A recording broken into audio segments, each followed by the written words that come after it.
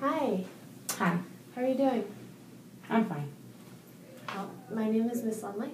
I'm going to be the social worker working with you today. What's your name? My name is Casey. Okay, Casey. I just want to let you know before we do get started that everything that you say in this room will be held in confidentiality.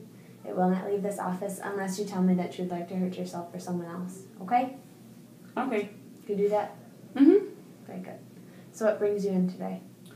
Feeling a little depressed and anxiety issues. Okay. So what's been going on in your life lately? Tell me a little bit about yourself, a little bit of background. So, I'm a lesbian, Okay. and I came out about 4 years ago. All right. And in college, I met a very nice young lady, and we moved in together, and things was going really well.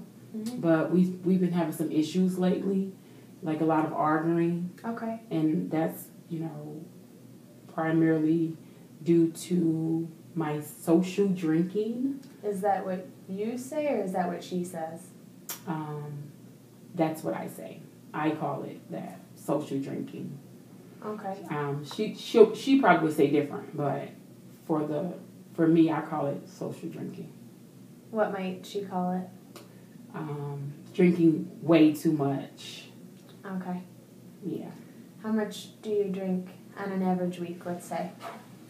I probably have about 3 to 6 drinks. Every couple of days. Every couple days. All right.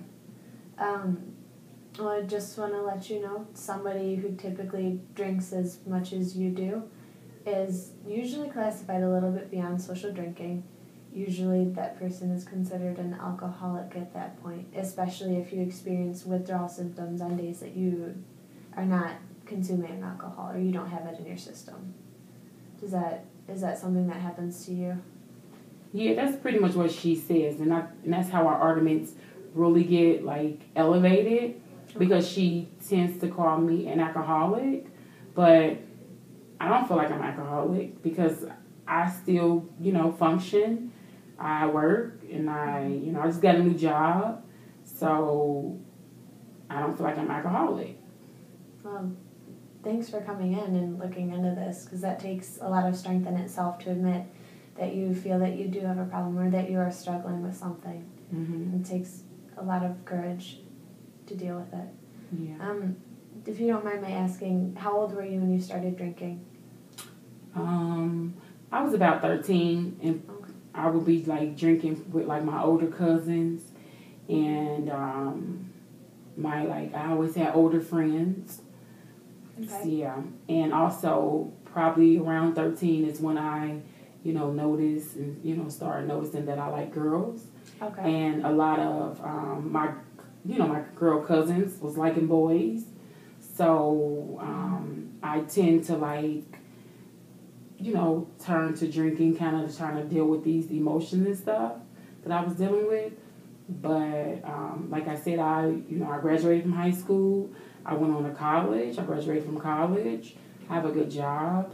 So I don't look at myself as an alcoholic. I just call it social drinking. To be honest, a person that is in your position still can struggle with alcohol. It doesn't necessarily mean they're not doing well with their life or that they can't function in society.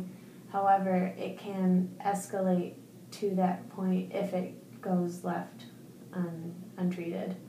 And we definitely would not want to find somebody with as much potential as you in any situations like that. Right. And also, too, lately, I can say, though, that drinking has increased because, Okay.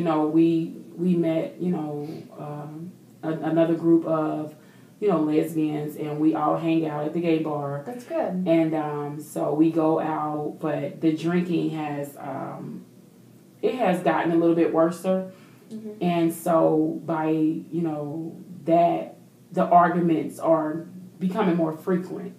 Okay. And and so, that's why I'm depressed, because I don't want to argue. You know, I want to have a happy relationship Mm-hmm.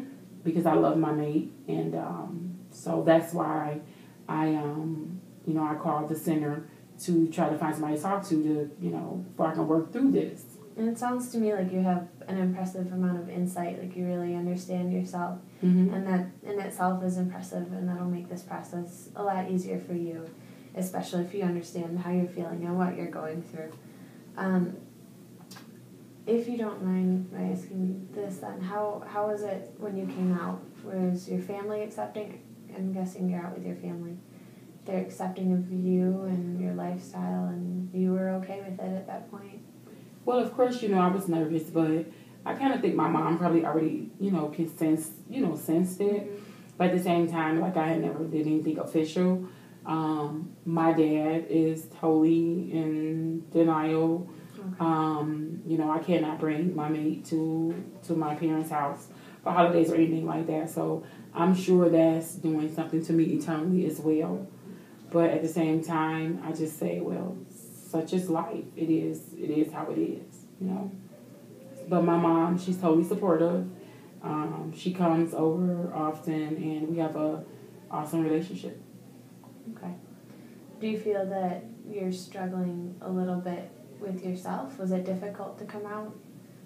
Or was it something that you're already in terms with yourself?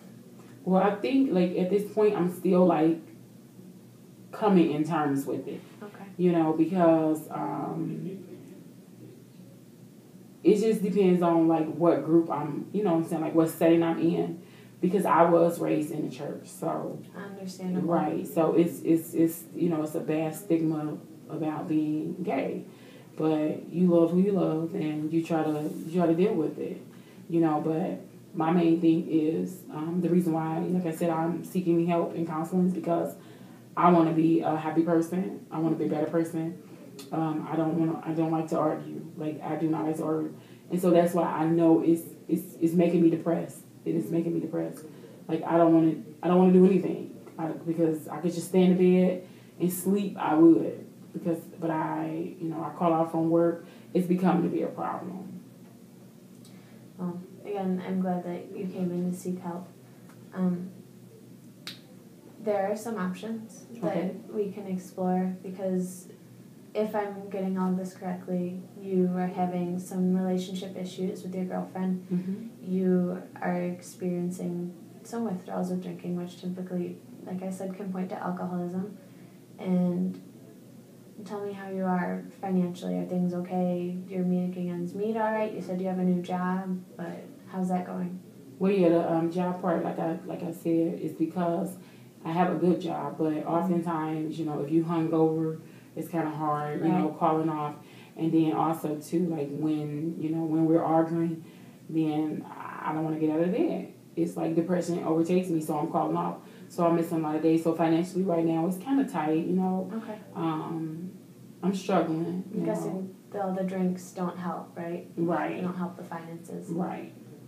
Mm-hmm. Well, we definitely have some good options for you because it sounds like you're in a very self-aware place, and that's a great place to begin with, so you know what's going on. Right. There are groups out there for you, like Alcoholics Anonymous, that we can definitely set you up with to help you with the drinking. It'll help your finances, and it'll help your physical being, and it should help your depression because alcohol is a depressant, and that should help get you back on track.